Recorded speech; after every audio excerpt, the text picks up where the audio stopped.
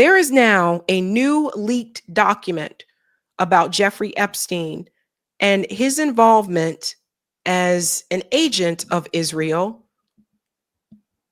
And this time it involves the Ivory Coast. Apparently, Jeffrey Epstein was also involved in implementing Israeli surveillance in Africa, the Ivory Coast. Now, I want to take you back to this. Whitney Webb was just recently on Chris Hedges' show. She was talking about this whole surveillance plan. Whitney has written 2 books about Jeffrey Epstein. I highly recommend you read them if you hadn't. It's called One Nation Under Blackmail. Please look into that. Ladies and gentlemen, this is what the plan is for surveillance. Predictive policing. Listen to this. So Poindexter's goal was extremely broad. I mean, it really covered, I mean, it's absolutely staggering when you think about it. So the way it was initially sold to the public was this is a way to stop terrorism attacks before they happen, by collating so much data from all different sources, and then using it in some sort of analytic or AI to determine, if certain data points are flagging that a terrorist attack will take place here or there. But there's various different aspects of this program that didn't really get enough coverage at the time. So one is that they attempted to use free market forces to determine if a terrorism attack would happen. Before it happened, they created basically what's referred to as a terrorism futures market. It was really like a forerunner to poly market and some of these predictive markets where people bet on things online. It was basically that, but about whether a terrorist attack will happen in the Middle East, or if there will be turmoil in the Middle East, if someone like Yasser Arafat would be overthrown. These were the kinds of things they were going to have these unnamed investors bet on. Another one was focused entirely on health under this program called biosurveillance, which actually a lot of it Palantir helped launch with HHS during the COVID era, things like analyzing American wastewater to determine if there is going to be an outbreak of a disease before it happens, again, with an algorithm, or basically, surveilling Americans' health data and to determine if there will be a pandemic before it happens, or if there will be a bioterror attack. Because remember, this was also in the aftermath of the anthrax attacks. And we'll pause here. We'll come back to this because I got to prove a point. So this whole idea of ramping up surveillance, what they're going to try to do is they're going to try to convince, we'll talk about what could happen here in America. They're going to try to convince Americans that we need this because it's going to be able to prevent, future terrorist attacks. But ultimately, it's going to be used against all of us. It's not just going to be used to see, there may be some type of terror attack that's coming or whatever. It's going to be used against all of us. I had referred to this before as Minority Report. There's a movie with Tom Cruise. If you guys haven't seen it, definitely watch that so you can see what I'm talking about, where crimes are basically predetermined. So whatever the surveillance this system says is going to happen, then people would be arrested before they even commit those crimes. And that's if that's even true. You don't know for sure that that's going to happen. But what they are going to use is the idea of terror. What does this have to do with the leak for Jeffrey Epstein? So let me show you what just came through for Dropsite News. Jeffrey Epstein helped Israel sell a surveillance state to Cote d'Ivoire. I'm just going to say Ivory Coast, guys. We ain't going through this name all day. To the Ivory Coast. So let's go ahead and get into this. And here's a picture of Jeffrey Epstein. So he was in Africa too. He was all over the place, right? So one of the things that Whitney Webb had revealed years ago is that Jeffrey Epstein was an agent of Mossad. So he wasn't just working in the United States. He was also in Africa. And let's get into the African connection here. Jeffrey Epstein and Ehud Barak were specialists in war profiteering. At the end of his tenure as Israel's defense minister and after his supposed retirement, Barak embraced a role as a salesman of Israeli security services to embattled governments, opening the door for Israeli intelligence leaders to shape the security apparatus of several African nations, including that Ivory Coast. So this is the first time I am hearing about Jeffrey Epstein's involvement in Africa. Now let's continue on a little bit more here. Quietly facilitating these efforts was Jeffrey Epstein, who died in jail in 2019. Epstein wrote at one point to Barack, with civil unrest exploding and the desperation of those in power, "Isn't this perfect for you?" Barack replied, "You're right, in a way, but not simple to transform it into a cash flow. Transforming unrest into a cash flow, in the case of the Ivory Coast, involved brokering deals between the Israeli state and the embattled West African nation. New details about Epstein's role in Israeli intelligence operations in Africa have emerged from two sets of documents: an archive of leaked emails released by the Honda Hacking Group and hosted by the nonprofit whistleblower site Distributed Denial of Secrets, and documents released by the U.S. House Oversight Committee last month. The latter set includes Epstein's personal emails and appointment calendars, which provide clear evidence of Epstein's involvement in Israel's West African security negotiations in 2012, while Barack was still Israel's defense minister. Now, let me just break something down for you really quick. Barack was also the one who was referenced in Virginia Giuffre's new book that, we were talking about like 3 weeks ago. Virginia Giuffre's new book, she had published in her book that he was one of the people who sexually assaulted her. Violently, she said. Now, let's continue on because we're going to make more of these connections. Let's look a little bit here. The two men worked together as a conduit for Israel's intelligence sector in the Ivory Coast, where Barack was welcomed as a representative of the Israeli government even after leaving public office. Epstein helped Barack deliver a proposal for mass surveillance to the Ivorian people, the Ivorian phone and internet communications crafted by former Israeli intelligence officials. As in Mongolia, Epstein and Barack's private deal making evolved seamlessly into an official security agreement by Israel and the Ivory Coast in 2014. Since the agreement was signed over a decade ago, President Ouattara, hope I'm pronouncing it correctly, President Ouattara has tightened his grip on power, banning public demonstrations, and arresting peaceful protesters. Highlight this here. Since the agreement was signed over a decade ago, President Ouattara has tightened his grip on power, banning public demonstrations and arresting peaceful protesters. See what I was saying about that surveillance? Yeah. Who you think they're going to use it on? Protesters, more as well. Today, Ouattara continues to enjoy the support of Israeli security firms to help him maintain power.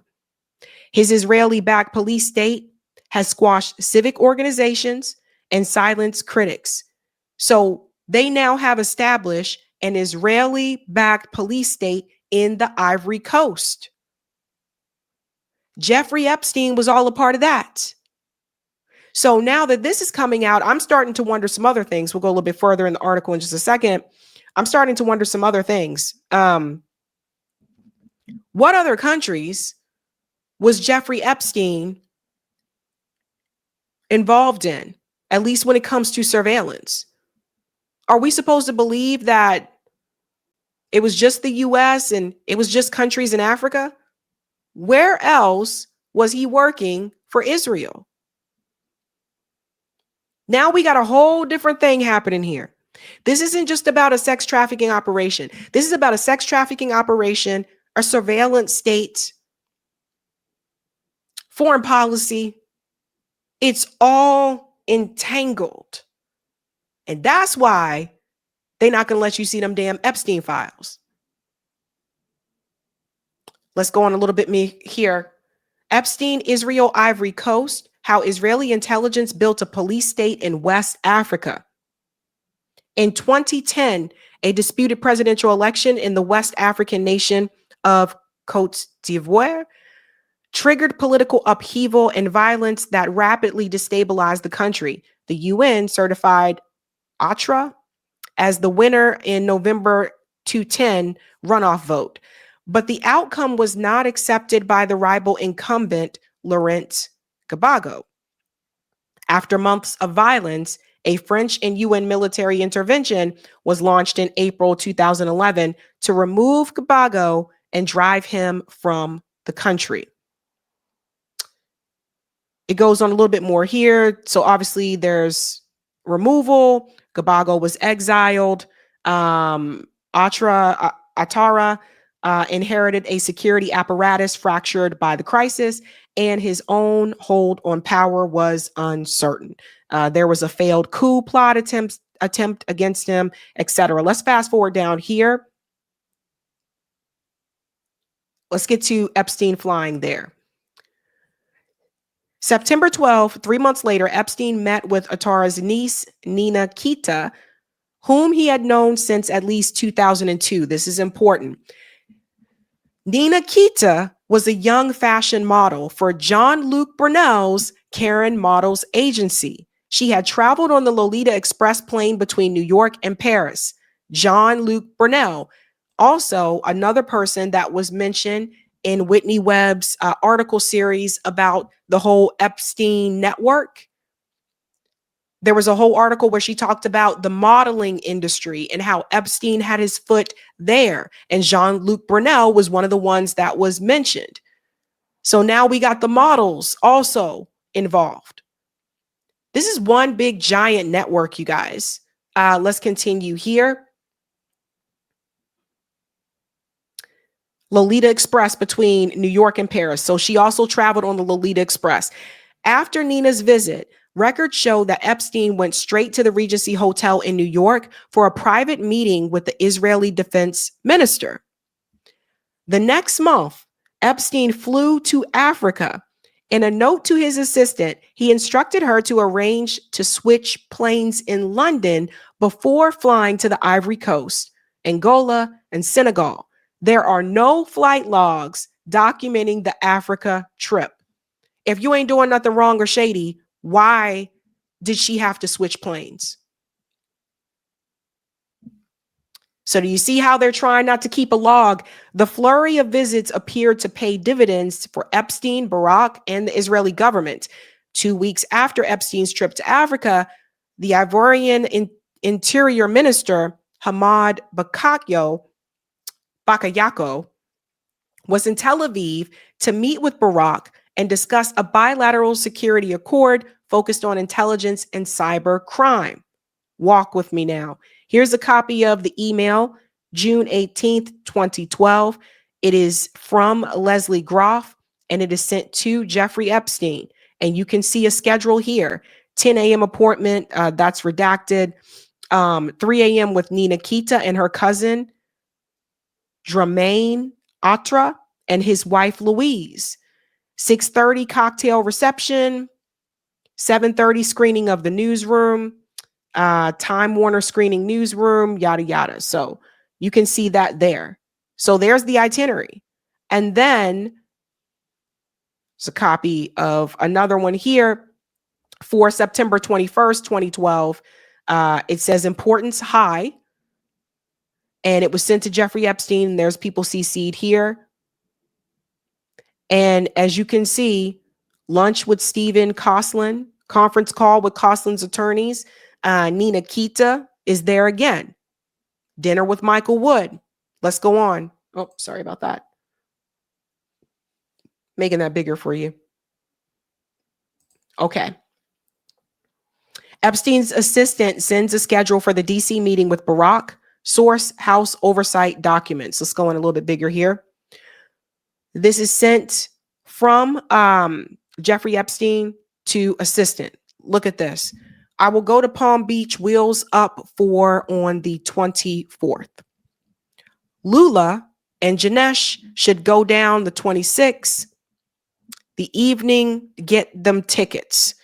Get, and this is redacted here, blank a ticket from Palm Beach to New York on Sunday, blank and blank, Sunday to LSJ, Janush back to New York. Monday, I will fly with Lula on Sunday with Sunday the 30th, wheels up 4 to LSJ. LSJ to New York with Lula on Friday. You guys get the point.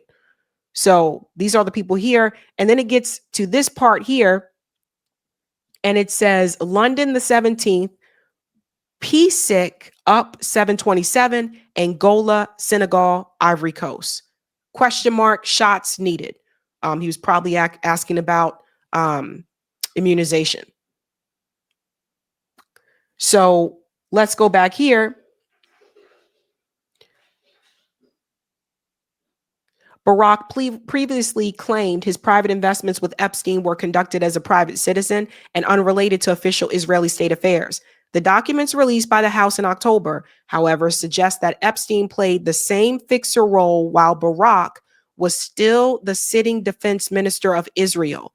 Barack did not respond to a request for comment. So you can read the full article. We'll put this in the chat for you so you can read the full article. It's pretty long. But long story short, folks, Jeffrey Epstein in Africa, implementing surveillance in Africa, in African countries. This guy was all over the world. Why Israel interested in these African countries? Remember what I told you before. Don't forget what Netanyahu said. Then we will go on and we will liberate Africa.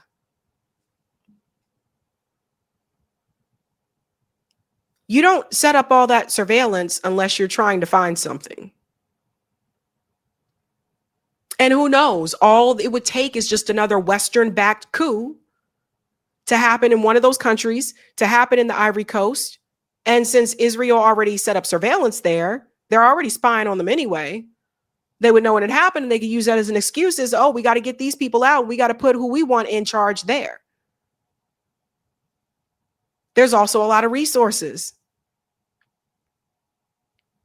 So when we mention Jeffrey Epstein, I think it's important for us to say, this is not just about sex trafficking.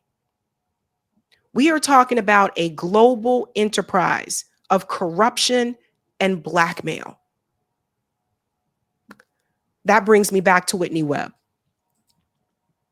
I want you to hear what she says here about the Israeli tech that's used right here in America. Use them as fronts is essentially what the admitted policy began. And in the Israeli media report that documents this, they note that a firm like Black Cube, for example, which has been called to privatize Mossad, was one of the companies that was developed under this policy. But presumably there's a lot of other companies that also operate this way. And it's important to note that in the same period of time, you had a neoconservative and Zionist mega donor to the GOP, Paul Singer, team up with people from Netanyahu's office to develop something called Startup Nation Central, which was framed as a way to prevent the United States from ever meaningfully adopting the Boycott, Divest, Sanctions movement, or BDS, by basically marketing Israeli startups, particularly in technology, to American companies and also to the U.S. government. And of course, the U.S. government contracts with significant Unit to 8200 companies. For example, the NSA in the mid-2000s had an Israeli Unit 8200 linked company develop its backdoors into popular software programs. Carbon 911 that I brought up earlier, also Unit 8200 created and now controlling a litany of 911 emergency call centers throughout the U.S. There's a lot of companies that have popped up to do so. And also, pause here for a second. You see the many different ways they're surveilling us right here in the United States. She was talking about the 911 call centers. I'll tell you another one some people may not be aware of, the VPN networks. You got to be careful. Some of these VPN networks are also owned by Israel. We got to keep count, guys. We got to be very careful. Let me let her finish here. We've seen, a lot of these Silicon Valley giants, Google, Microsoft, Intel, recruit heavily from Unit 8200 and also open, offices in Israel. Though, of course, some of those in the case of Microsoft significantly precede this 2012 point. But basically, the goal was to prevent the U.S. from ever allowing boycotts of Israel at any meaningful level. That part right there. They are surveilling to make sure that the U.S. doesn't end up boycotting Israel. This is why the ADL and AIPAC and all of them, this is why they're so scared of BDS, boycott, divest, and sanction, which is a nonviolent way to fight back against a genocidal state. That's why they're so afraid of that, because the reality is if we boycott, if we divest, and if we sanction, they fall apart. We are keeping them afloat. We're the ones keeping that machine going. Israel is nothing without the United States. So all of this is starting to be connected now. And when you think about Jeffrey Epstein, basically, to make a long story short, his main job was to surveil and blackmail. The sex trafficking part, that was just something that, in my opinion, that was just something that he just added on himself because he's a fucking psycho. But his job was to surveil and blackmail. And when you add the sex trafficking part to it, that's another way that you could blackmail people.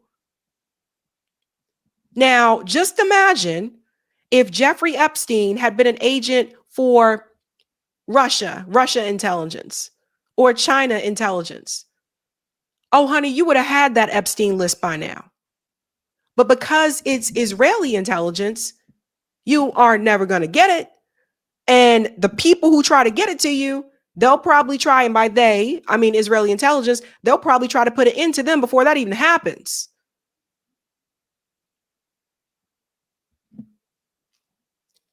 Wild and crazy.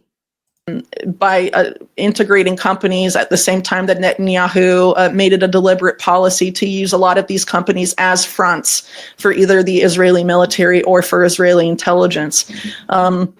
So unfortunately, in addition to that, we also have, a significant overlap of some of these Silicon Valley billionaires and the IDF rather overtly. So Larry Ellison, who I brought up a moment ago, is, I believe, if not the leading donor, one of the most major private donors to the IDF, and is also, as we noted a moment ago, a major contractor to the U.S. national security state, and is, building a quite a massive U.S. domestic media empire. And I believe he's going to be one of the figures involved in the takeover of TikTok. And she was right about that. So hiding right in plain sight. And here's the other thing. So think about it. Now, people will look to someone like Larry Ellison and like, well, if you care so much about Israel, why do you live in the U.S.? Why aren't you living in Israel if Israel is so precious and important to you guys? They are here. I believe some of them are here to make sure that the U.S. remains pro-Israel. Don't believe me? Go back to what Chuck Schumer said recently. He was assigned to be a guardian of Israel. So it's almost like, they're basically here to make sure America continues to support Israel, because without America, Israel doesn't stand. It's crazy when you think about it. Now, I want to show you something else that she said too, that kind of ties all of this together. And that's the part about what the world would look like. I think it's really hard to know because, of course, the future is unwritten and a lot of it depends on us. And there's an unprecedented effort, of course, to propagandize the American people, to have us willingly walk in and support and consent to these systems being installed, because a lot of people forget But the ban on propaganda being used domestically against Americans was lifted under the Obama administration. And now with all of this extreme media consolidation by the specific cabal of billionaires and oligarchs, the propaganda is already bad, I would argue, but is going to get even worse to get people to consent to these systems specifically. And I think a lot of what we're going to see is going to be sort of a repeated trope of what we saw on the war on terror. We have to give up all of these new freedoms, or all of these freedoms and things like that, because we have to go after Al Qaeda and get them at all costs. But now, 20 plus years later, you have, the head of Al Qaeda in Syria being given a diplomat, I don't even know what to call it. It's so ridiculous. Like a red carpet welcome to shake hands with David Petraeus and all of this. So we lost all of our freedoms, but now Al Qaeda is just, let's shake hands and let them come to the UN while we don't let anyone from Palestine come. I mean, it's totally insane. So So the point is this: we have to give up all of these freedoms. They're surveilling us. They were surveilling people in the Ivory Coast, and Jeffrey Epstein was a part of that surveillance. People keep calling him the agent of Messiah. I might as well just call him a spy. That's what he was doing, spying on us, blackmailing people, surveilling people, setting up surveillance in different places. So not just in the United States, but also in the Ivory Coast in Africa. It makes you wonder where else Jeffrey Epstein may have implemented some type of surveillance.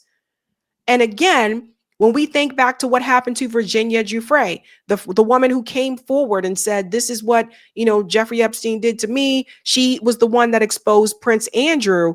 We should have known back then that woman was not going to be able to live the rest of her life. I look back on it and I'm like, we should have known that they were going to come after her.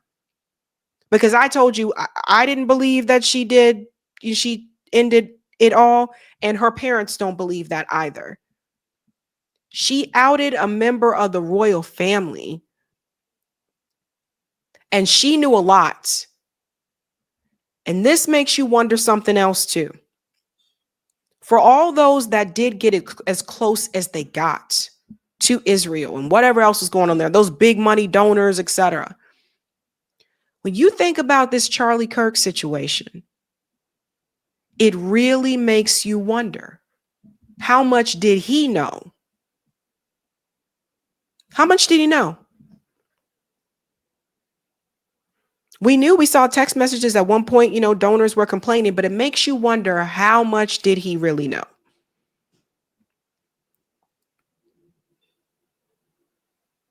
So this idea that we will be surveilled and they will sell it by saying this is to protect America. So that's why they have to instill fear in the American people. It didn't work with Gaza. The fear thing there didn't work, right? It went in the opposite direction.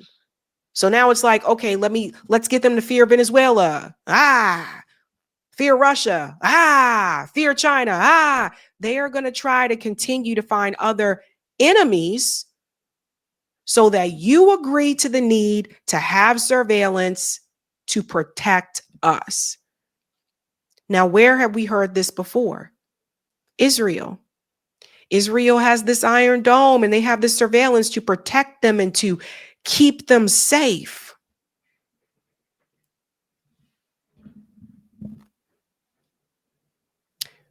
Whitney has been warning people about this for a long time. And I think a lot of it at the end of the day is just that I don't even think we've seen, the capability of what they can do just yet. I don't even think we've seen it just yet. But I think it's only a matter of time. So I want everybody to remember this, because at some point there's going to come a time where they're going to try to convince you that you need this because it's going to keep you safe.